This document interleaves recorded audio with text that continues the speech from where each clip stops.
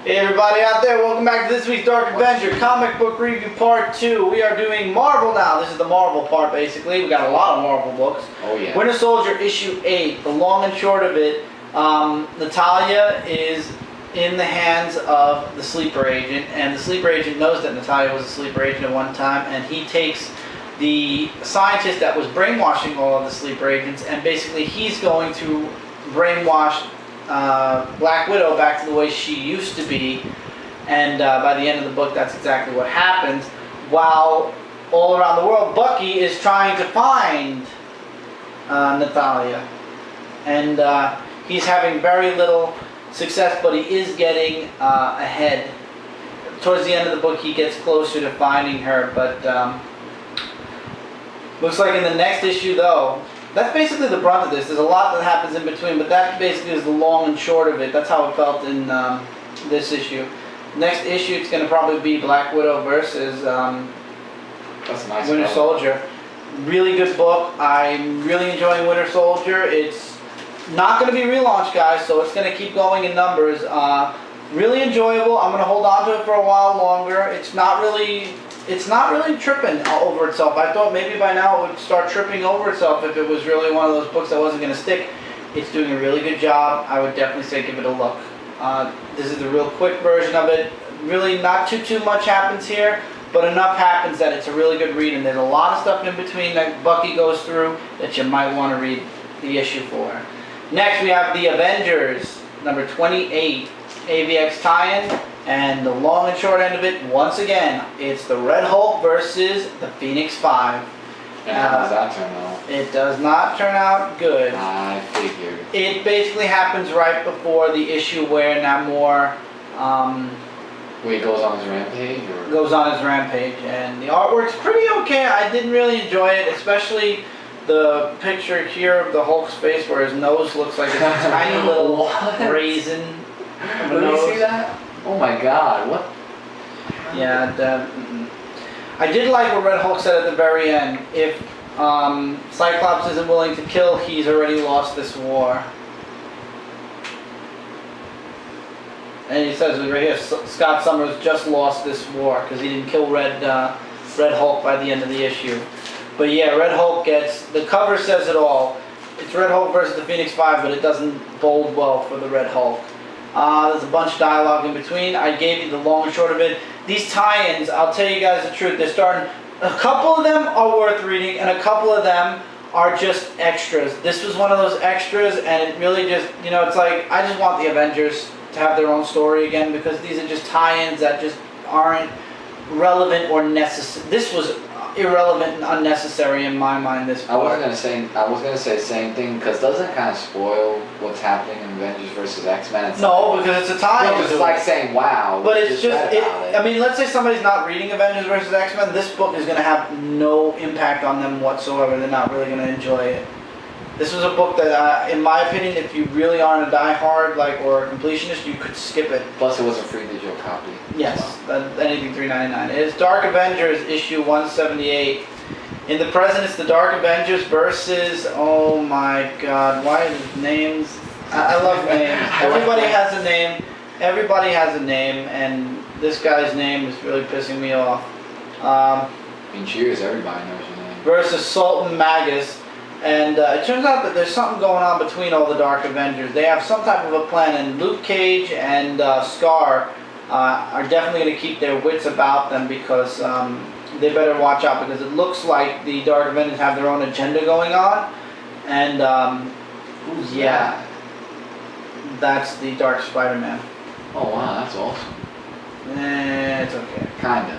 While in the future, or the dark future, the real Thunderbolts are encountered by familiar faces, but not such familiar faces. It's Luke Cage in the dark past, where he has Iron Man stuff attached to him, and Spider-Man stuff attached to him. They actually try to fight him, and it doesn't go too well. He's an Iron Spider-Man?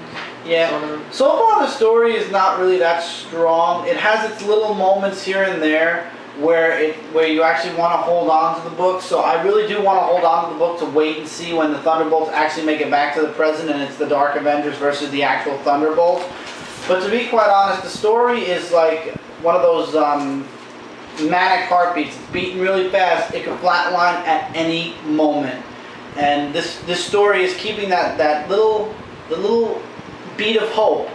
But to be honest, I see this series very soon. It's either going to flatline or it's going to take off.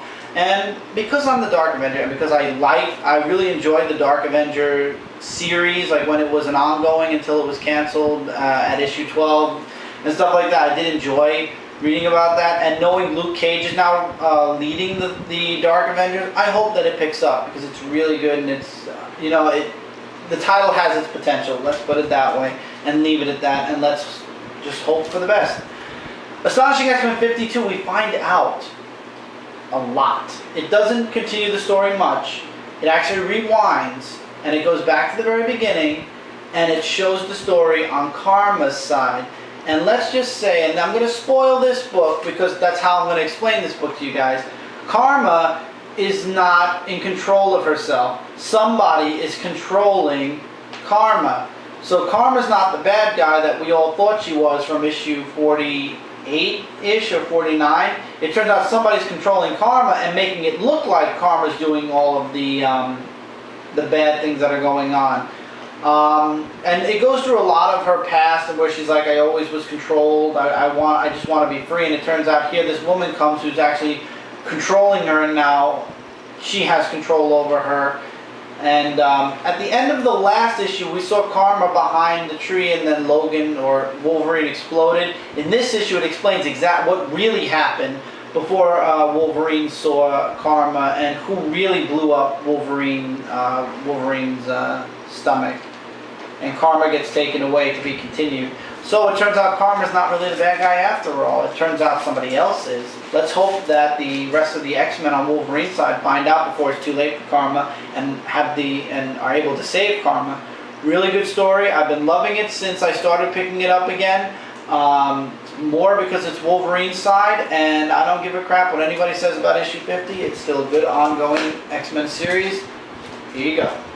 Okay, X-Men Legacy issue number 270. I have to ask. I was going to wait till the next episode to ask, but how do you feel knowing that X-Men Legacy is coming back, that it's not canceled permanent? I'm actually really happy about it. I knew it. When I saw that, I knew it was going to be a good thing.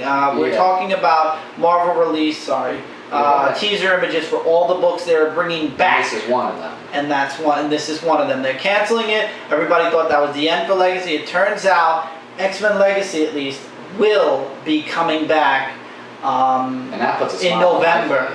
So I'm happy about that too. I'm glad for you. And it's going to stay $2.99. It's just going to get a #1 again, which is really good. Okay, yeah. So in this issue, we go into what was her name? See, I'm not good with names either. Like, basically, they're talking about the zone where they send all the Marvel superheroes, Magic. Magic send all the Marvel heroes, the Avengers there. She tells, I'm going to say Underworld, just to keep it, like that. So she talks about that it's a punishment to all the Avengers, and they... Quicksilver's there. And the artwork, we're going to show this page. Oh, it's really pretty good. Yep. Then we see Rogue fighting against the demons because she wants to help Miss Marvel, because she realized that she was there to help her, not to fight her or anything. And yeah, a lot of the X-Men are slowly snapping out of this hole. Yeah, but lots of demonic It's fights. A whole fight. Keep going. Yeah, it's a whole big fight. And in the end, Magic finds out that she was helping Miss Marvel all this time. And in shackles, she's sent into another world, and it says it just won't be this world to be continued. Whoa. I know, and the next issue, did they show next issue cover? No. Yeah. Well, you can see in the weekly comic book rundown on Dark that's right. The weekly comic book rundown. It's coming out in 2 weeks. Guys, I mean, to see Rogue they're going to do the focus point on Rogue, which I'm actually happy about because, seeing her story, just seeing how she's going to be able to handle the other world is what I'm mostly and definitely looking forward to. Really great buy, guys. It's issue 270. You guys should be reading this. It's absolutely just great, and I can't wait to see the next issue, which is soon.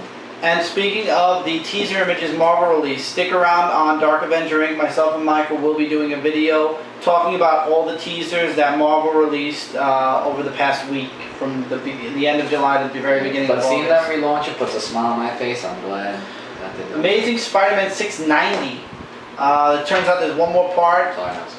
Oh, no, that's fine. It turns out there probably is going to be one more part to... Well, there is going to be another part at least to the Kurt Connors story. Spidey is fighting Morbius. Madam Web shows up and explains to him exactly what she explained to him before. Oh, no, there's some disturbance, and if you don't go back to Horizon... Oh my God, are you kidding me? Are you done?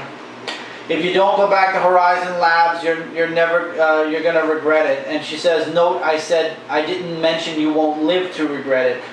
While back at Horizon Labs, Kurt Connors is going around trying to figure out how to fix the formula so he can turn back into the Lizard, while jumping from place to place and scientist to scientist, turning them all into lizards one at a time. And it turns out that Wilson Fisk wants certain information, and to get it, this guy has to open all the security, because the security is very locked, and he actually does that, and towards the middle of the book, everything opens up, and all the lizard characters, all the lizard people come out of their laboratories and start attacking the people in Horizon Labs. How does the Kingpin come in all of a sudden? The Kingpin just briefly. Oh. And then, what's this person? Atu, who reminds Kurt Connors of his son, gives him the last piece of the puzzle for Kurt Connors to turn into the lizard, but he doesn't turn Atu into a lizard. He actually just tells him, "Stay in here, it's safer." By the end of this issue, because of the lizards breaking free, Hector actually locks down Horizon Labs so they can't get into the city, and Spider-Man breaks in just in the nick of time. And nice uniform, by the way. Oh, very nice uniform. He actually gets a police jacket. You'll find out that if you read the book. And Kurt Connors actually hesitates for the first time ever and says, I can finally become the Lizard again. He gets ready to inject himself, and then he says, "But is that what I really want?" And that's where it's to be continued. And Carly is also in danger, so we don't know what's going to happen with Carly. Oh, I hope. But in the Mike, every time Carly's in danger, in the next issue she's going to be fine. But basically, Carly's getting attacked in this panel by all the lizards, so we don't know what's going to happen to Carly next. But I'm sure they're not just going to kill her like that.